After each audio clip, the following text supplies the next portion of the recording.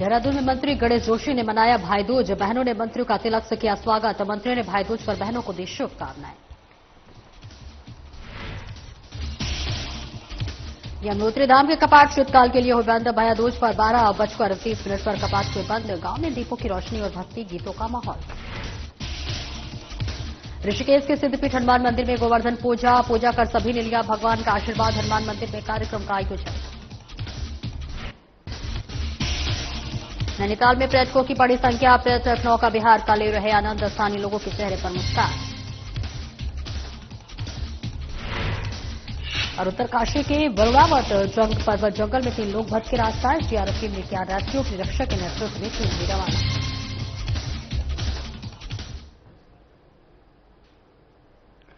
नमस्कार, स्वागत है आपका। मैं हूं आपके साथ सपना दीपक मंतेशिया। बुलेटिन का आगाज करेंगे। भाई बहन के स्नेह, प्रेम और विश्वास के प्रतीक पर्व भाई दूज के अवसर पर कैबिनेट मंत्री गणेश जोशी देहरादून स्थित अपने विधानसभा क्षेत्र के गलजपाड़ी में बहनों के बीच पहुंचे। इस मौके पर बहनों ने मंत्री गणेश जोशी का तिलक कर पारंपरिक रीति से उनका स्वागत किया। मंत्री गणेश जोशी ने सभी बहनों को भाई दूज की हार्दिक शुभकामनाएं देते हुए कहा कि यह पर्व भारतीय संस्कृति में भाई बहन के अटूट प्रेम और सुरक्षा के वचन का प्रतीक है। हमारी संस्कृति में परिवार के मूल्यों और रिश्तों की जो गहराई है वही समाज को सशक्त बनाती है। उन्होंने कहा है कि पीएम नरेंद्र मोदी को और सीएम पुष्कर सिंह धामी के नेतृत्व में महिला सशक्तिकरण के लिए अनेक योजनाएं चलाई जा रही हैं, जिनका लाभ आज हर बहन तक पहुंच रहा है। उन्होंने कहा है कि पिछले दिनों भीषण आपदा के कारण क्षेत्र में कई परिवार प्रभावित हुए हैं और इनके चलते ही मैंने फैसला लिया है कि इस वर्ष भाई दूज का त्यौहार प्रभावित क्षेत्रों में अपने बहनों के साथ मनाऊं। इस अवसर पर बहनों ने कैबिनेट मंत्री गणेश जोशी को आरती उतारकर तिलक लगाया और उनके दीर्घायु होने की कामना की। मंत्री जोशी ने भी बहनों को उपहार स्वरूप मिठाई और शुभकामनाएं भेंट की।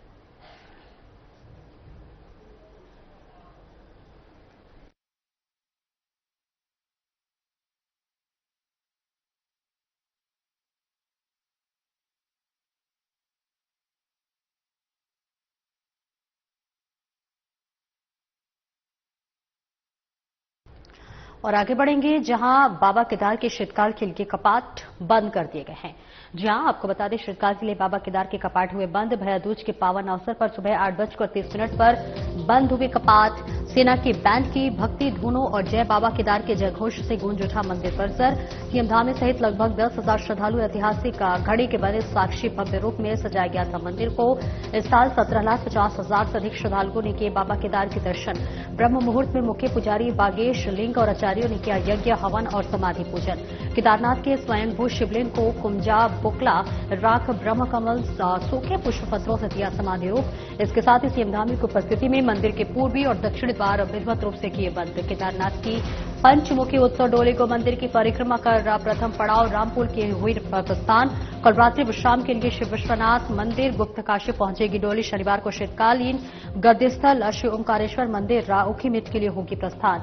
इसके साथ ही सीएम ने यात्रा की व्यवस्थाओं से जुड़े विभागों, कर्मचारियों और श्रद्धालुओं को किया धन्यवाद।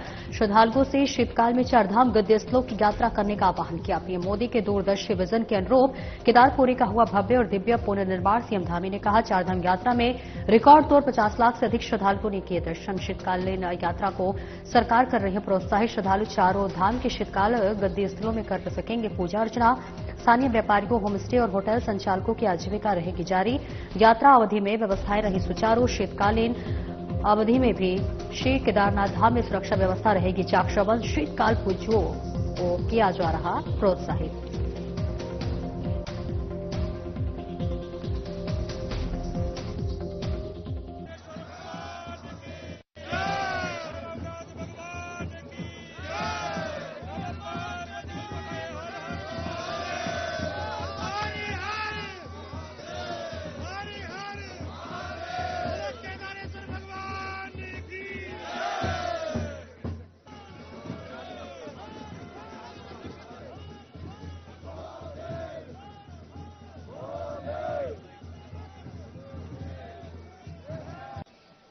बाबा की कृपा से यात्रा बिना किसी विघ्न के निर्विघ्न रूप से आज कपाट बंद हो गए हैं और अब हमारे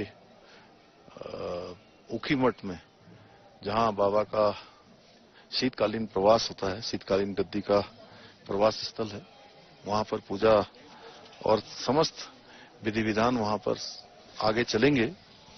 और इस वर्ष बहुत रिकॉर्ड तीर्थयात्रियों ने, श्रद्धालुओं ने बाबा के दर्शन किए हैं, जबकि 3 महीने का कालखंड ऐसा रहा है कि पूरी तरह से आपदा रही है, बारिश रही है, भारी बारिश, लैंडस्लाइड हुआ, लेकिन बाबा की कृपा से 17.5 लाख से अधिक तीर्थयात्री बाबा के दर्शन करने आए हैं। और मैं चारों धामों की बात करूं तो बड़ी आपदा के बाद भी इस बार रिकॉर्ड संख्या में श्रद्धालुओं ने दर्शन किए हैं और 50 लाख श्रद्धालु अभी तक दर्शन कर चुके हैं।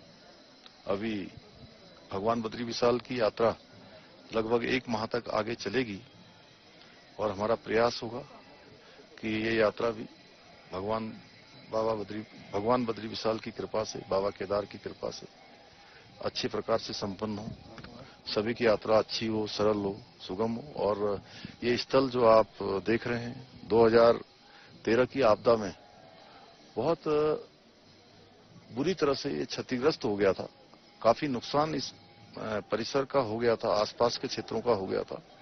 हमारे प्रधानमंत्री आदरणीय नरेंद्र मोदी जी के नेतृत्व में, उनके मार्गदर्शन में यहां पर नवनिर्माण और पुनर्निर्माण का कार्य चल रहा है। चूंकि 6 माह अत्यंत यहां कठिन होते हैं काम करना, लेकिन उसके बावजूद भी नवनिर्माण पुनर्निर्माण का कार्य यहां पर तेजी से चल रहा है। भव्य केदार, दिव्य केदार एक नया स्वरूप यहां पर लेता जा रहा है।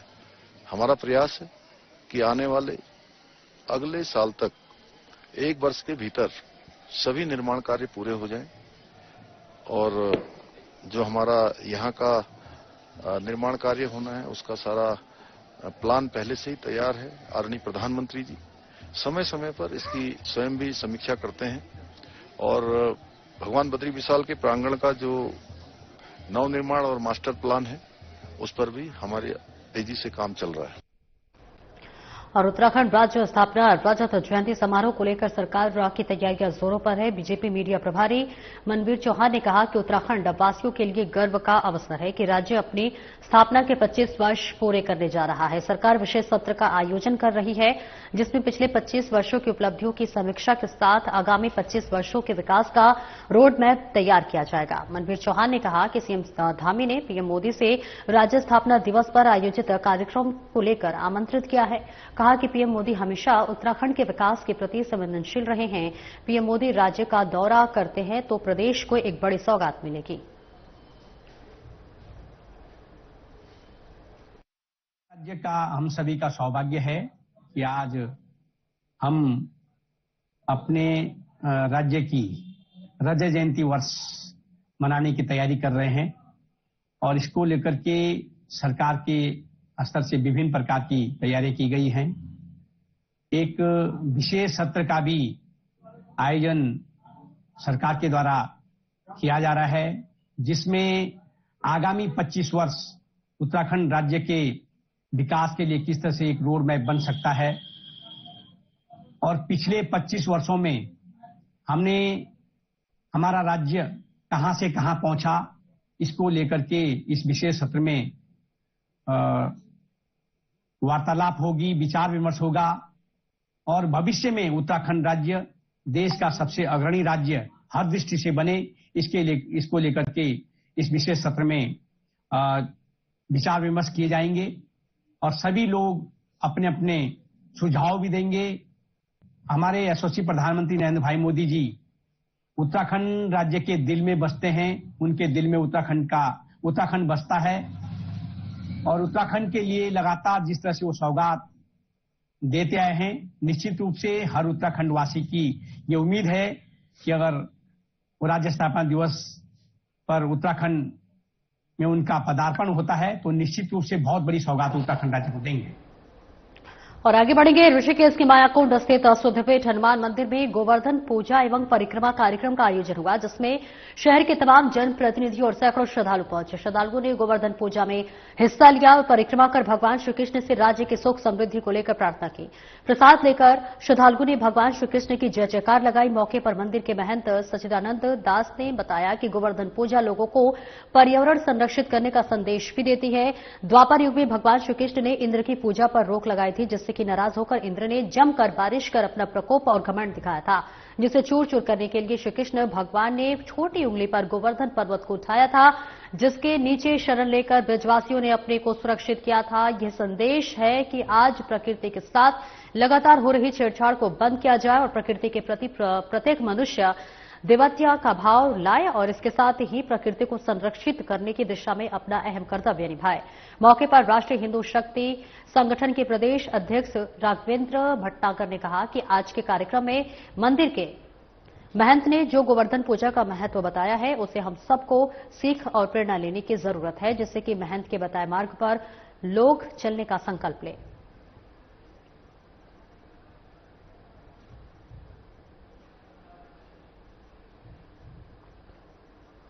स्थायी राजधानी और गैरसैंण समिति के पदाधिकारियों सदस्यों ने सिमली और इसके साथ ही सिरोसैंण, सिरोली, भटोली आदि मंत्री क्षेत्रों का भ्रमण करते हुए जनता से स्थायी राजधानी गैरसैंण के लिए जनसंपर्क करते हुए सुझाव मांगे। स्थायी राजधानी गैरसैंण समिति के मुख्य संयोजक विनोद रतूड़ी पूर्वा आईएएस ने बताया कि 9 नवंबर 2025 को सुबह 11 बजे कर्णप्रयाग के मुख्य बाजार में शांतिपूर्ण धरना प्रदर्शन किया जाएगा। आंदोलन को सफल बनाने के लिए उनके द्वारा जनता से सहयोग मांगा गया है। पूर्व आईएएस अधिकारी विनोद प्रसाद रतूड़ी ने घोषणा की है कि 9 नवंबर 2025 को कर्णप्रयाग में एक विशाल और ऐतिहासिक जन आंदोलन किया जाएगा। सुविधा न होने का दर्द सिर्फ पहाड़ भी रहने वाले समझते हैं। विनोद प्रसाद रतूड़ी ने कहा कि राजधानी का मैदान में होना पहाड़ की जनता के साथ सबसे बड़ा अन्याय है। शिक्षा, स्वास्थ्य और रोजगार जैसी बुनियादी सुविधाओं के लिए आज की पहाड़ तरस रहा है। ये दुख एवं यह सुविधा न होने का दर्द सिर्फ पहाड़ में रहने वालों ही समझते हैं। इसके साथ ही गली गली, गांव गांव, हर दरवाजे पर दस्तक इस आंदोलन को सफल बनाने के लिए सभी क्षेत्रों में जन जागरण अभियान चला रहे हैं।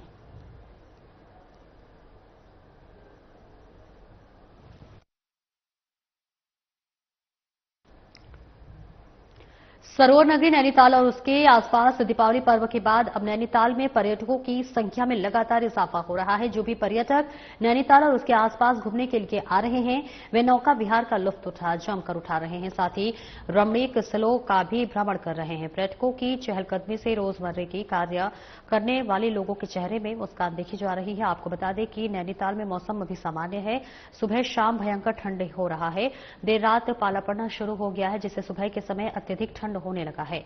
दिन में मौसम सुहाना होने से नैनीताल, भवाली, भीमताल, कैंचीधाम में पर्यटकों का आना जाना हो रहा है।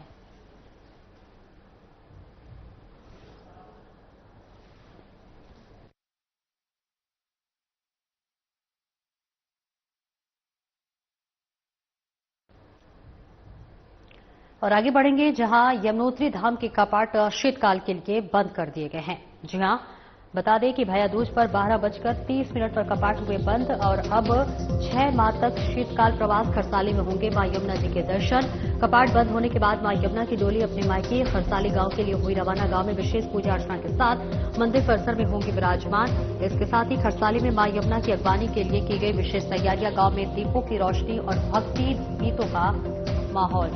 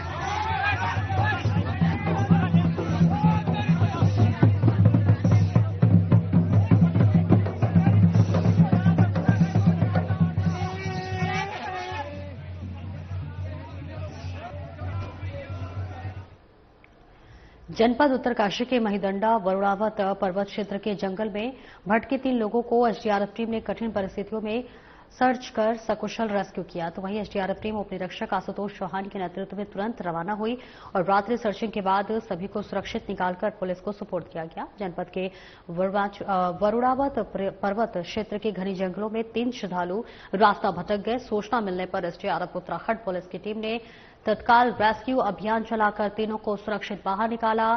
जानकारी के अनुसार बता दें कि आपदा कंट्रोल रूम उत्तरकाशी को सूचना प्राप्त हुई कि महिदंडा वरुणावत पर्वत जंगल क्षेत्र में 3 व्यक्ति रास्ता भटक गए हैं और उन्होंने फोन के माध्यम से अपनी स्थिति की जानकारी दी। सूचना मिलते ही उपनिरीक्षक आशुतोष चौहान के नेतृत्व में एसडीआरएफ की टीम आवश्यक रेस्क्यू उपकरणों के साथ मौके के लिए रवाना हुई। एसडीआरएफ टीम और जिला पुलिस ने कड़ी मशक्कत के बाद घने जंगलों में गहन सर्च ऑपरेशन चलाया, जिसके उपरांत तीनों व्यक्तियों को सकुशल ढूंढ लिया गया।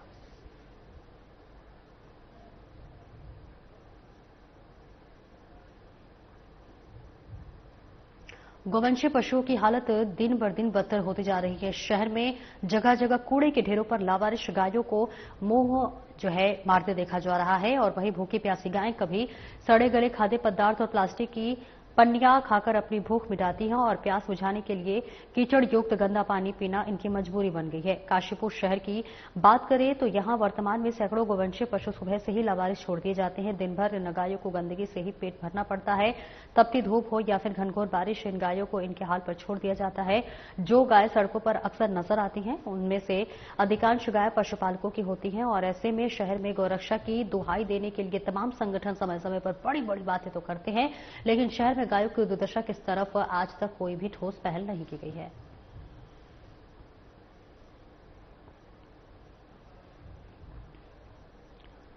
जैव विविधता से भरपूर कालागढ़ टाइगर रिजर्व के लिए एक रोमांचक और महत्वपूर्ण खबर सामने आई है।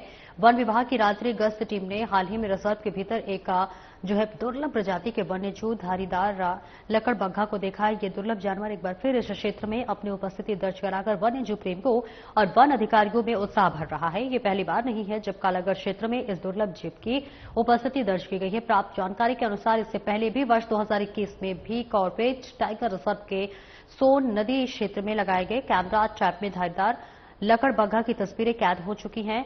ऐसे में वन विभाग का कहना है कि ये लकड़बग्घे की उपस्थिति और उसकी गतिविधियों पर लगातार नजर बनाए हुए हैं ताकि इस दुर्लभ प्रजाति के संरक्षण के लिए आवश्यक कदम उठाए जा सकें।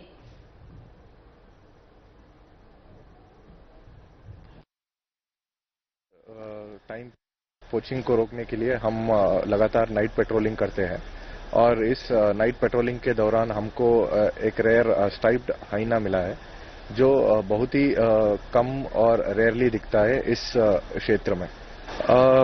इससे पहले एक बार हमारा कैमरा ट्रैप्स में ये स्ट्राइप्ड हाइना का फोटो आया है, उसका डेटा भी हमारा पास है, लेकिन शायद डायरेक्ट साइटिंग और कुछ रिकॉर्ड के लिए ये पहली बार। आगे बढ़ेंगे जहां उत्तराखंड के 5 आईटीआई होंगे अपग्रेड। जी हां, आपको बताते चले कि ये बड़ी पहल बताई जा रही है जहां पर एक हब और 4 स्पोक मॉडल पर होगा फोकस। युवाओं को मिलेगा कौशल विकास। हब एंड स्पोक मॉडल का एक ऐसा प्रणालीगत ढांचा एक कदम से राज्य के आईटीआई छात्रों की रोजगार क्षमता में आएगा सुधार। सौरभ बहुगुणा ने कहा अपग्रेडेशन की प्रक्रिया जल्द शुरू होगी। उत्तराखंड के युवा बदलते औद्योगिक परिदृश्य में प्रतिस्पर्धा के लिए पूरी तरह से तैयार। चारों स्पोक आईटीआई के लिए एक संसाधन केंद्र और मार्गदर्शक के रूप में करेगा कार्य।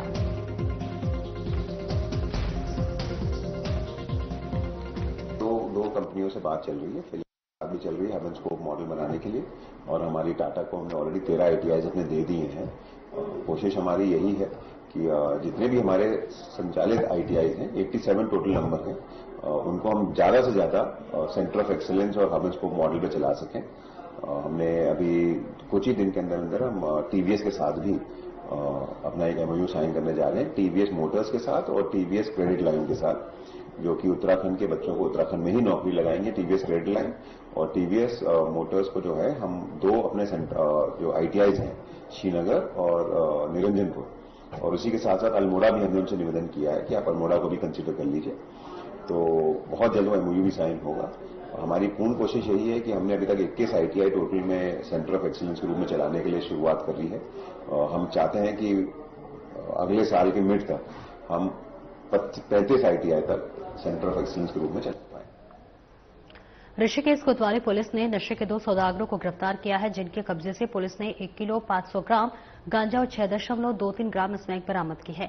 आरोपियों के खिलाफ पुलिस ने नशा तस्करी करने के आरोप में मुकदमा दर्ज कर लिया है और आरोपियों को पुलिस ने न्यायालय में पेश किया, जहां कोर्ट के आदेश पर पुलिस ने आरोपियों को जेल भेज दिया है। आरोपियों की पहचान चेतन पवार निवासी शांतिनगर ढालवाला और मनोज बिष्ट निवासी डांडी रानी पोखरी के रूप में हुई है। बरामद नशे की सामग्री कहां से लाई जा रही थी और कहां सप्लाई होनी थी, इस संबंध में पुलिस ने जानकारी करनी शुरू कर दी है।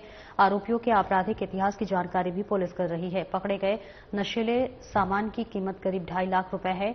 कोतवाल कैलाश चंद्र भट्ट ने बताया है कि नशा तस्करों को पकड़ने वाली टीम में शामिल श्यामपुर चौकी प्रभारी सुमित चौधरी और बस अड्डा चौकी प्रभारी जैनेन्द्र राणा को पुलिस कप्तान ने इस सफलता के लिए शाबाशी दी है। बताया है कि शहर में शराब और नशीले पदार्थों की तस्करी रोकने के लिए पुलिस सक्रिय है और लगातार नशा तस्करी पर कार्रवाई कर रही है। कोतवाल ने शहरवासियों से नशा करने वाले और बेचने वालों की जानकारी गुप्त रूप से पुलिस को देने की अपील की है।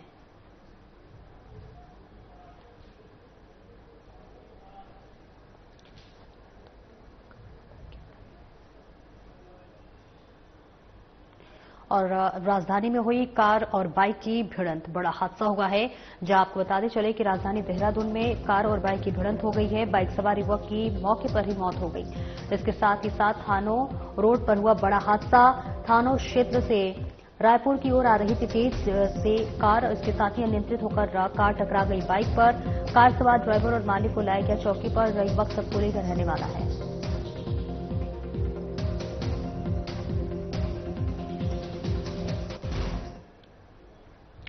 मंगलौर हाईवे पर उस समय जमकर हंगामा खड़ा हो गया जब एक युवती के भाई ने अपनी बहन और उसके प्रेमी को आपत्तिजनक स्थिति में रंगे हाथों पकड़ लिया। इसके साथ ही प्रेम प्रसंग को लेकर बीच सड़क पर हाई वोल्टेज ड्रामा शुरू हो गया, जो देखते ही देखते मारपीट में बदल गया। सूचना मिलते ही पुलिस मौके पर पहुंची। पुलिस ने झगड़ा कर रहे युवकों को फटकार लगाई और मौके पर जमा हुई भीड़ को तितर बितर किया।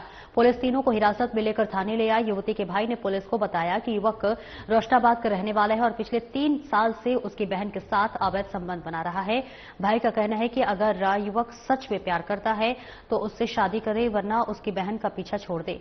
वहीं मंगलौर कोतवाली प्रभारी ने बताया कि मारपीट में प्रेमी युवक और युवती के भाई दोनों को चोटें आई हैं। पुलिस ने दोनों पक्षों के परिजनों को थाने बुलाया। घायल प्रेमी और युवती के भाई का पुलिस की मौजूदगी में इलाज कराया गया। फिलहाल पुलिस पूरे मामले की जांच में जुट गई है।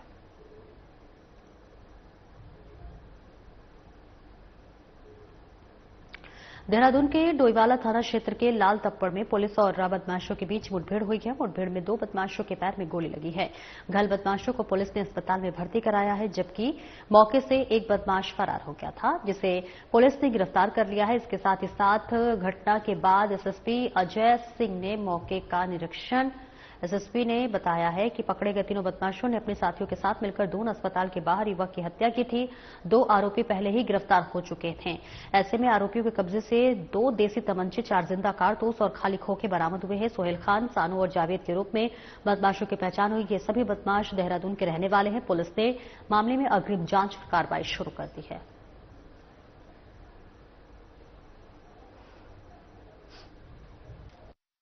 से विवाद में 2 पक्षों द्वारा जो है झगड़ा हुआ था, उस झगड़े के बाद दोनों पक्ष दून अस्पताल पहुंचे थे। वहां अपना मेडिकल कराने के उपरांत एक पक्ष, जो पीड़ित पक्ष है, वो बाहर चाय की दुकान पर बैठे थे। इसी दौरान जो दूसरा पक्ष जिससे झगड़ा हुआ था, उनके कुछ साथी वहां पर स्कूटी से पहुंचते हैं और इसके बाद वहां हॉट टॉक के उपरांत थोड़ी देर बाद वापस आकर जो इसमें दीक्षांत करके एक लड़का है जिसके साथ विवाद हुआ था और वो अपना मेडिकल करा के बाहर जान पहचान के लोगों के साथ बैठे हुए थे। उसके बाद उस पर जो है एक फायर किया गया था जो उसके पेट में लगा था।